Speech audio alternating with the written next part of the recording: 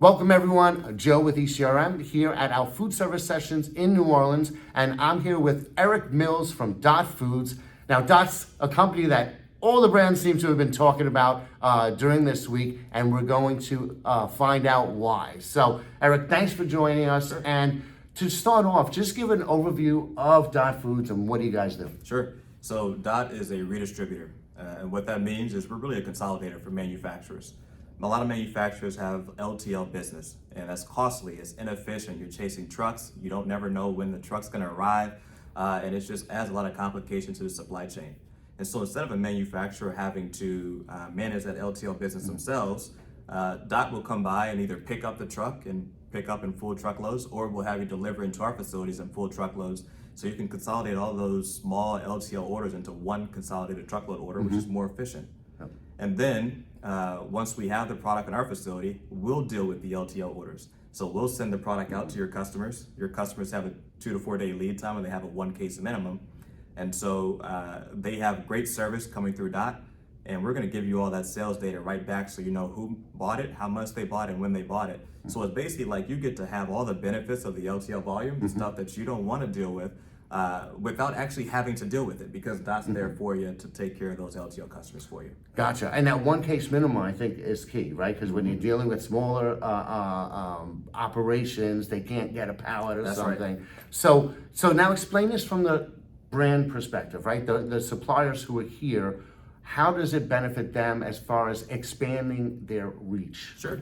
Yeah, so if you think about a lot of the brands that I've talked to 55 in the last 3 days and had great conversations with a lot of them, is they have a great product, but they're having a really hard time getting distribution because it's generally an innovative product, it's a new product. And so if they're based in, let's say they're based in Maine, and they want to get product down to LA, they might not have the distribution network established to get their product to a Cisco LA to have them bring it in for an operator that they talk to here.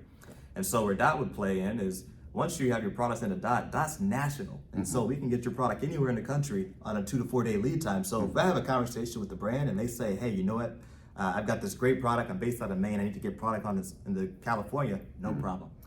We bring it into our network and we can get it down there, and then the Cisco can order 1 case, get it to the operator. No large commitment on the Cisco side, but great sales opportunity for the manufacturer trying to get more sales. That's awesome. So you're kind of bridging that gap and filling in the gaps right. that can't be filled by the existing distributors. And the thing is, it's not really the way their business is set up. So you're kind of filling those spaces.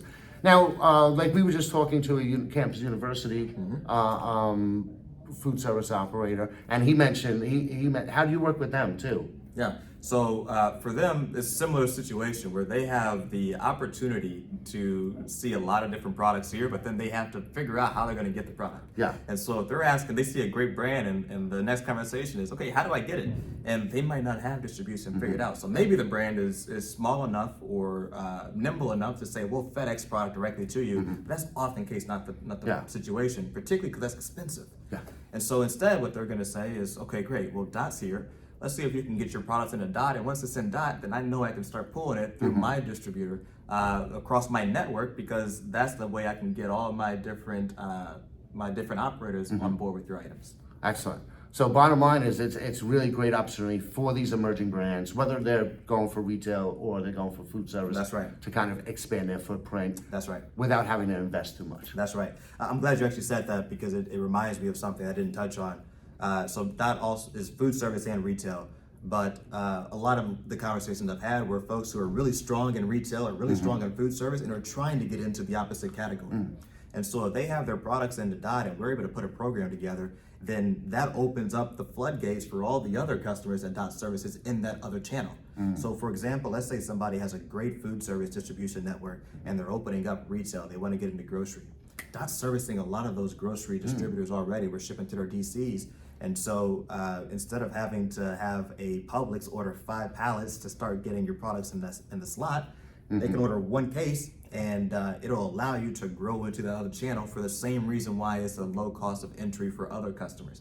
It's a 1 case minimum, so it's really easy for you to start growing out that distribution. Okay, wow. There's a few people I need to connect you with, because I've seen that so much, not just here at our food service, but like you said, at some of our retail sessions, you have brands that were in food service looking to get into the grocers, That's right. and they're having a challenge doing right. that because the regular distributor's not going to pick them up. So, okay, lots of opportunity there. Yeah. So, thank you so much. This has been awesome. Yeah, thank you. Okay. Boom.